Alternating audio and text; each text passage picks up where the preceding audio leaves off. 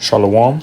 I want to start off by giving all praises to Yahweh, Bahasham, Yahweh Shai, Bahasham, Rakal Kadash, giving double honors to the Apostle Elders of Great Millstone, peace and blessed to those pushing his truth and sincerity, and the Bob Bull.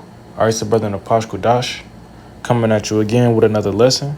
All right, this time I'm talking about that chastening, the discipline you got to have in his truth, all right? Because a lot of people don't understand why the Lord be literally disciplining them. They just think it's all sweet. When you come into this truth, the scriptures say, prepare thy soul for temptation. All right. And guess what? When you don't prepare yourself, you fall for these temptations, and now you got to get disciplined. You got to learn the hard way. And you got to prepare yourself for the temptation, because the temptation is going to be pretty hard too. All right. But when you don't, you're going to fail. If you don't prepare, it's just like a test. If you don't prepare yourself for a test, you're going to fail, right? Guess what? That's what these temptations are. They tests. You know how in school you have a test every Friday, but you would study, you would learn about it Monday, maybe Tuesday. You would study it Wednesday, Thursday, and on Friday, it was time to, see what you know.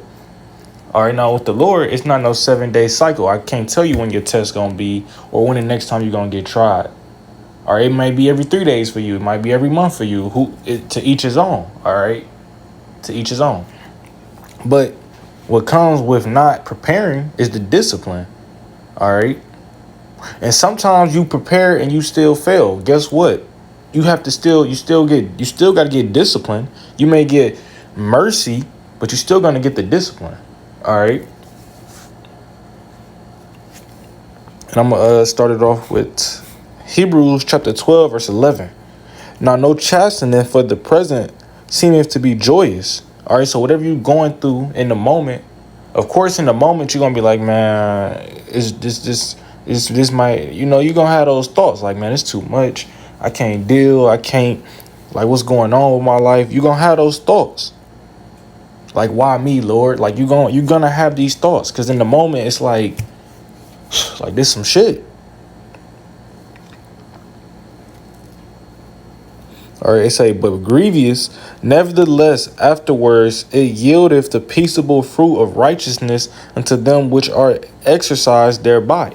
So when you endure that chastening, all right, when you endure it and you afterwards you look back on it, you notice it help you grow in this truth. It's gonna put you on a more righteous path, because when you get disciplined, it helps you to remember the next time around.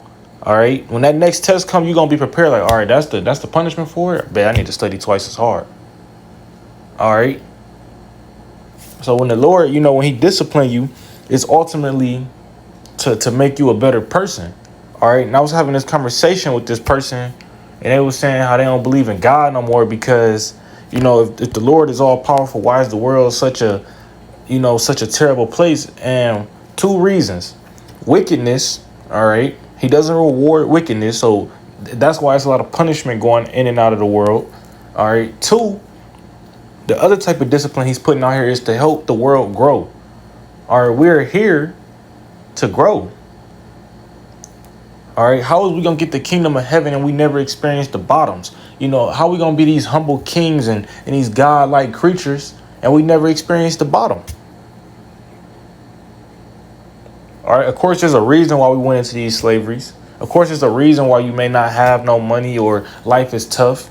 But ultimately, it's to make us grow. All right, so we like these butterflies. We going through these stages and we growing and we turning. We going from caterpillars to butterflies. All right, but a caterpillar, he got different stages. He don't just go to sleep and the next night he turn into a butterfly. No, he gotta eat. He gotta learn to survive. All right, he gotta go into that cocoon stage and he gotta figure it out. When he all by himself. All right, he gotta come out as a butterfly, a brand new butterfly, and let his wings dry. And he gotta experience life through the eyes of a butterfly, and then he take off as a butterfly. It's not just he wake up the next day. So us being those chosen people, we not gonna go from one day, we was what is it called when you live like place to place. We're not going to go from those level 1 Israelites to those godlike creatures. that you see in pictures and in those videos. It's not gonna jump like that. Obviously, we've been here for thousands of years. All right, we here to grow. All right, we're here to grow. But guess what? You cannot grow without the Most High. You cannot grow without His hand, pushing you forward. And that's where discipline come in. All right, because of course we're gonna grow, and it's just a slow pace of you just pushing forward and pushing forward and pushing forward. But sometimes you're gonna fall back, and that's when the Most High gotta discipline you to keep you pushing forward. Obviously, you don't always see the discipline coming. If you saw the discipline coming, you wouldn't do it. That's like saying you at the store and you about to steal, but your mom right behind you looking at you. Are you gonna continue to steal? No. All right, so people think they're gonna get away with it and not, seek the and not, reap. You reap what you sow. All right, if you reap wickedness, you're gonna sow the punishment behind it. So that's my thing with that person is you gotta understand what's going on in the world, why these disciplines are going out. All right. But you gotta think about the reward as well. All right. Of course we're gonna get disciplined and we're gonna we're gonna have these harsh times. Of course, that was a wicked person, of course. And, they're gonna have that mindset. Of course, they don't understand because they don't have the eyes to see. But they don't even think about the reward to come. All right, yeah. Did you think this place that we come for judgment was gonna be all sweet and happiness? No, this is hell. See, these people, they so conflicted because they don't understand that. They think hell is a place where you go and you burn forever, not knowing that we're in hell right now. This is the place where the most messed up things happen to people. All right, people seeing their children die, people getting sick from illnesses with no cure, people experience childhood traumas, people experience trauma from their childhood all the way to their last day here. People don't understand this is hell. You got to grow up in probably a hood with cracked out fiends on your way to school. You coming home, it's dangerous at night. You can't even be outside past street lights. This is hell. All right, hell is a condition of living. It's not a place where you go to burn forever. All right, this is Proverbs chapter 12, verse 1. Whoso loveth instruction loveth knowledge, but he that hateth reproof is brutish. All right, so if you love instruction, you loveth knowledge. Why? Because the instruction is knowledge. The beginning of knowledge is the fear of the Lord, right? So the moment you start getting into knowledge and you start getting into wisdom, now you indulging with the Lord. Now you finding favor with the Lord because you searching for him. You looking for him. All right, because he's the one that's giving out the wisdom, right? And if you searching for him and he see you trying, of course you're gonna find favor with him, but he gonna try you. All right, it's just like anything. You think he just giving out wisdom left and right just because you ask for it? No, you got to get tried for it. All right, and you're gonna get these annual tests to see is he still with it. The Lord gonna test you. All right, if only 33% of Israelites is gonna get saved on this side, right? You don't think it's some test out there? How we gonna know the real from the fake? Of course, the Most High know. But it's like, how we gonna know? If you see these videos, people, these other camps, they get tested, right? Or I'm gonna say these other people, they get tested, right? And it's seen on video how they react to it. You got ISUPK pushing GMS members off the block like this is a fucking street war or something. Or what is it? I don't think it's I Am Israel. I think it's what's them niggas that wear that purple shit with Nate and them. They steadily going back and forth with Apostle Tahar. All right, it's been kind of slow lately, but hey, they've been doing that for years. Instead of just taking the rebuke and learning from it, he think he's so high up and so knowledgeable. That's what's wrong with these other camps. They leaders think they so high ranking. They get their head boasted up by their members, and they forget to be humble. You got one leader talking about it's Yahweh, it's Yahweh Shai, then it's him. That's a prideful thing to say. How would you know that? How would he know that?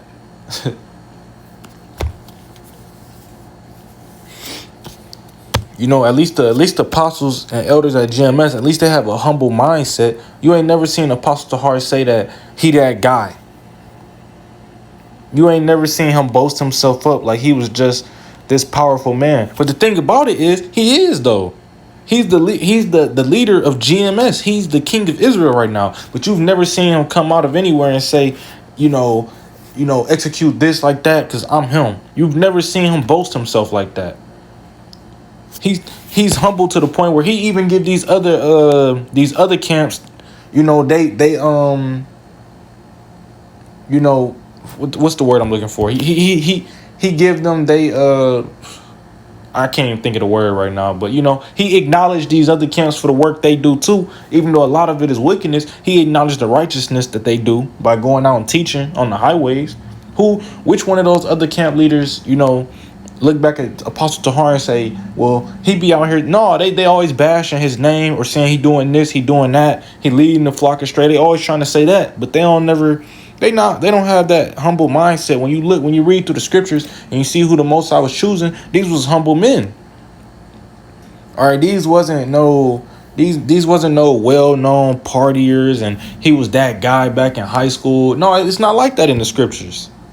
All right, of course it was some well-known prophets. Maybe like you had like Paul, who was known in his before he was woke, but he was still a humble man when he was woken up.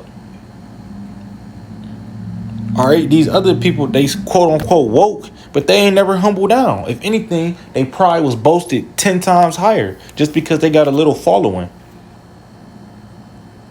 And then they wonder why discipline is going to be held at such a high level, not knowing that you're still an Israelite. You might be a 2/3, but you're still an Israelite, so you have to get corrected. The Most High is going to correct you. They don't understand that. They think it's just all lives with Israel. We get to do what we want. No, we have the laws. We have the rule book. So it's like if we have the rules, it's kind of common sense. That would mean that we have to follow them, right? Otherwise, when you don't follow rules, you get judgment. And everybody get judged. Everybody get judgment. Shit, stubbing your toe is judgment. It's just low-level judgment, but people don't understand. I know it's been times where I done had a wicked thought and I done stubbed my toe instantly. But people don't acknowledge that. They just think, damn, I just stubbed my toe and continue with the wicked thought. And now the Most High looking down at you like he didn't even get it. So when the Most High take your whole foot off, you wondering like, God, why? But you didn't even acknowledge the Most High when he tried to correct you the first time. But when he upped the level on your ass, now it's a problem. Now it's God, why?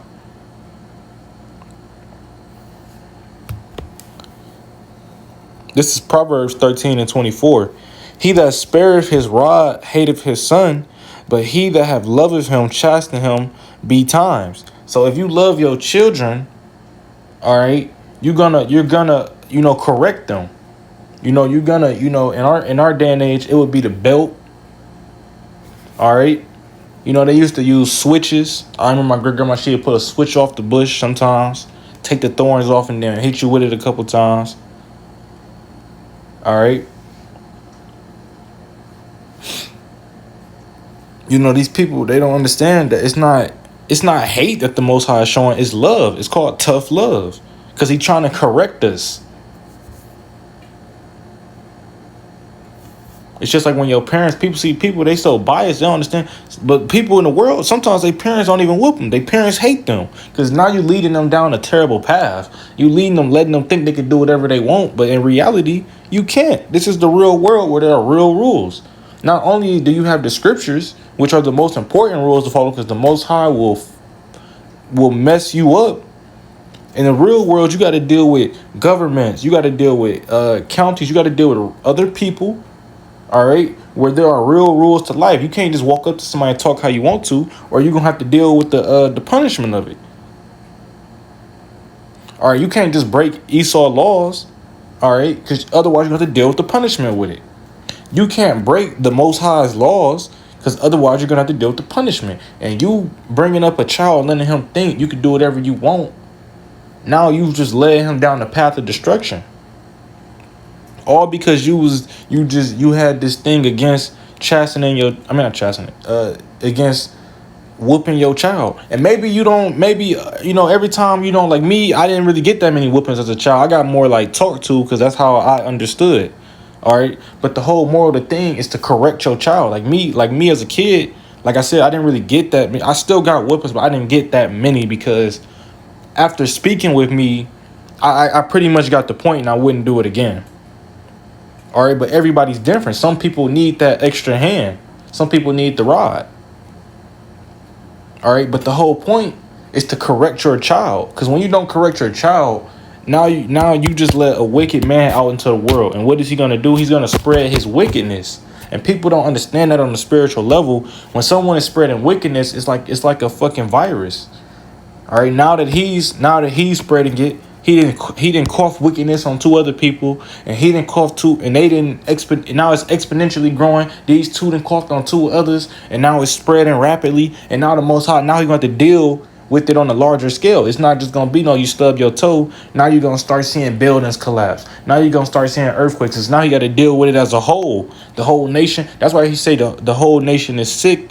Or why should it be stricken anymore? Because the wickedness didn't spread to the whole nation on multiple occasions. Like right now, it's spread to our whole nation.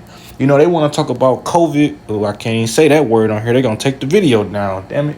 They want to talk about this virus being so contagious. All right, let's talk about how contagious wickedness is. Wickedness is 20 times more contagious than these viruses. All right, but you can't wear a mask to protect yourself from wickedness. You got to wear that armor.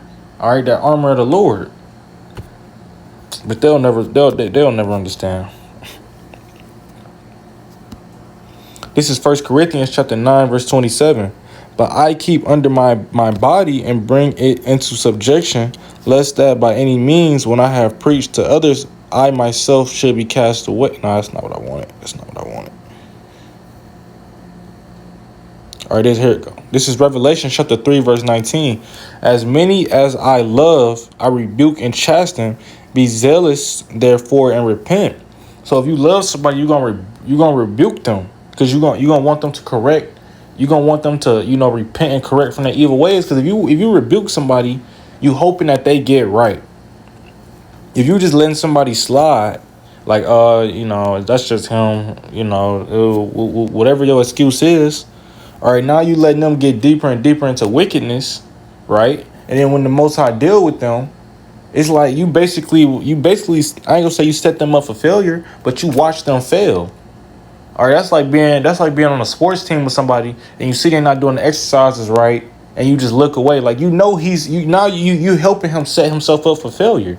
Maybe he just needed that extra hand or that boost to give him that push. You never know. One rebuke and a brother might be he might be solid. He might be on fire the rest of that month. He might be on go. But you didn't rebuke him, and he didn't see himself what was the problem. Now that brother sickly. All right, he out here, he messed up because the Most High had to discipline him. All right, but all you had to do was rebuke him.